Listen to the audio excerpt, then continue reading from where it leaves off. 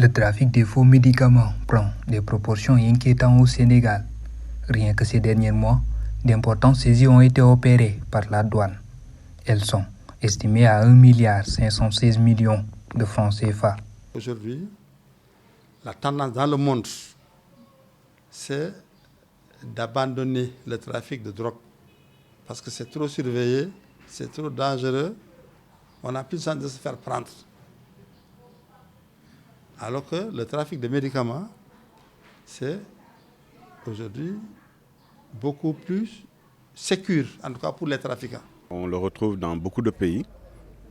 Le problème majeur, c'est que c'est permanent, donc l'État peut à un moment donné démanteler une grande partie des fraudeurs, mais d'autres au fur et à mesure reviennent. Donc c'est un combat permanent. Pour ces 3 derniers mois, les valeurs sont réparties comme suit. 230 millions de francs CFA à Nganda, 1,150 milliard à Thiaroye et 136 millions à Kaffrine. Une situation qui sans doute interpelle au plus haut sommet. Le docteur Eliman Ibrahim Khan revient sur les variétés de médicaments falsifiés qui sont très demandés par la population. Les médicaments les plus contrefaits en général, si je regarde un peu l'exemple du Sénégal, vous avez en général les stimulants sexuels, vous avez les stimulants de l'appétit. Ça, effectivement, aujourd'hui, c'est des médicaments qui sont très contrefaits parce qu'ils sont demandés par les populations. La consommation de ces substances qui n'ont aucune vertu curative a des inconvénients néfastes pour notre système immunitaire. Il en va de la survie de l'individu, selon ces spécialistes de la santé. Ces faux médicaments posent un problème de santé publique en Afrique. Et l'OMS même, je pense, si ma mémoire est bonne, parlait d'au moins 800 000 morts par année. 800 000 morts qui seraient provoquées par la prise de ces faux médicaments. Ce sont des médicaments en général qui sont contrefaits, donc qui peuvent contenir des substances même toxiques, donc substances dangereuses, qui provoquent donc des maladies et aussi parfois des intoxications qui peuvent même mener à la mort. Le médicament, il passe par tous les organes quasiment. Il passe par le foie, il passe par les reins, il passe par la rate, il passe partout, il passe par le cœur, etc.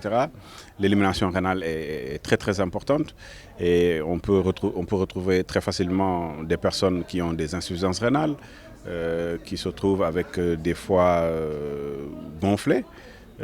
C'est des conséquences terribles qui peuvent naturellement avoir des pathologies qu'ils ne vont jamais pouvoir soigner. Donc tout ça, c'est un deuxième problème également qui est catastrophique, surtout par rapport aux antibiotiques qui ont des conséquences néfastes comme la tétracycline. Aujourd'hui, on a eu des conséquences terribles pour les médicaments périmés. Et le troisième élément, c'est utiliser une molécule qui, au lieu de soigner, attaque carrément l'organisme et détruit les organes. Donc ça également, dans tous les cas, c'est toujours mauvais. Donc on n'a jamais trouvé aujourd'hui un médicament de la rue qui fasse quelque chose de bien, en tout cas pour la population. Mis à part ce problème de santé publique, ce trafic illicite a aussi des impacts négatifs sur l'économie de notre pays. L'État lui-même va dépenser beaucoup d'argent dans ses soins médicaux. Et donc, c'est le premier bémol. Le deuxième aspect, c'est peut-être maintenant la concurrence déloyale. Parce que ces faux médicaments, ou en tout cas mauvais médicaments, peuvent effectivement mettre en péril un certain nombre de pharmacies. Globalement, sur l'économie sénégalaise, ces deux impacts sont négatifs. Par conséquent, il y a à regretter qu'on ne soit pas dans un domaine quand même moins dangereux, mais qu'on soit quand même dans un domaine où les impacts économiques que j'ai cités tout à l'heure sont à côté aussi d'autres impacts qui sont des impacts sociaux. Parce qu'on peut perdre la vie avec ces médicaments.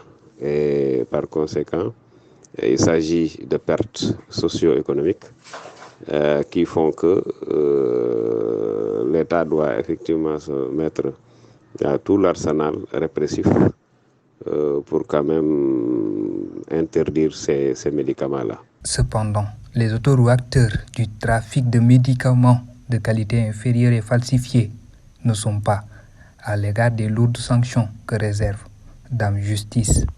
À travers une criminalité de vente de faux médicaments, alors se greffent plusieurs infractions.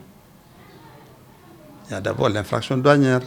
Vous n'aurez pas dû faire rentrer le produit en dehors des postes douaniers. Ensuite, vous ne pouvez pas faire rentrer dans un pays des substances dangereuses qui sont interdites dans le commerce. Donc ça, c'est de la contrebande déjà. Ensuite, si vous n'êtes pas habilité à le faire légalement, vous n'avez pas la formation pour ça, vous n'avez pas les autorisations pour cela. Quand vous le faites, vous faites de l'exercice illégal de la pharmacie. Et ensuite, quand c'est des produits qui n'ont pas de vertu curative, voire même qui sont toxiques, il y a ce qu'on appelle en même temps aussi la mise en danger de la vie d'autrui. C'est comme si vous vendez la mort aux gens. Vous vendez des produits qui ne leur servent à rien, ou même qui peuvent aggraver leur état. Mais clairement, la sanction va être lourde. Parfois également, il y a des personnes qui sont accusées de trafic de faux médicaments sans que cela soit réellement le cas. Je suis bien placé pour en parler, puisque nous avons eu à gérer la fameuse affaire dite des faux médicaments de la Padoie. En fait, ce n'était pas de faux médicaments, c'était de vrais médicaments. Pour le syndicat des pharmaciens privés du Sénégal, les peines infligées aux détracteurs ne sont pas assez lourdes, ce qui ne freinera sans doute ce trafic. Nous pensons que les peines actuellement appliquées ne sont pas dissuasives. Donc un alourdissement des peines serait plus dissuasif, ça freinerait effectivement ce phénomène. Au-delà du travail de la justice pour faire face au trafic de faux médicaments, les acteurs du secteur de la santé devront aussi aider à la sensibilisation de la population. Nous, en tant qu'acteurs, nous faisons de la sensibilisation. Le syndicat, en association avec l'ordre, parfois même, une fois on l'a fait en 2005, c'était même avec la direction de la pharmacie. Donc effectivement, là nous avions organisé des caravanes, je pense que c'était sur une semaine ou plusieurs semaines, où nous avions un peu fait le tour de Dakar et peut-être des régions pour sensibiliser les populations sur, sur les méfaits des faux médicaments. Mais aussi, il faut dire que le pharmacien, dans son officine, tous les jours que Dieu fait, effectivement, fait de la sensibilisation par rapport aux populations, en tout cas qui fréquentent son officine. Vous savez, c'est entre ce qu'on appelle achat et vente.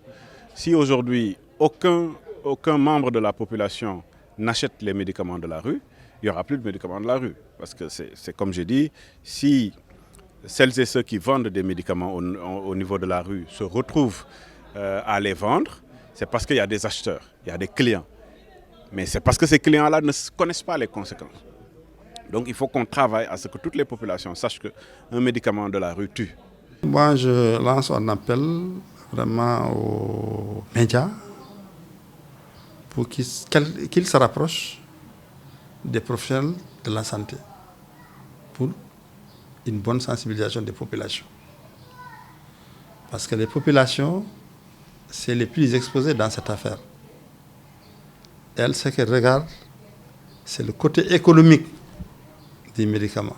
Malgré le travail colossal de la douane sénégalaise, le trafic de faux médicaments ne cesse de proliférer pour cause d'un manque d'une gouvernance adéquate. Cependant, ces acteurs de la santé exhortent la population à rejoindre les officines, mais surtout à éviter les médicaments de la rue.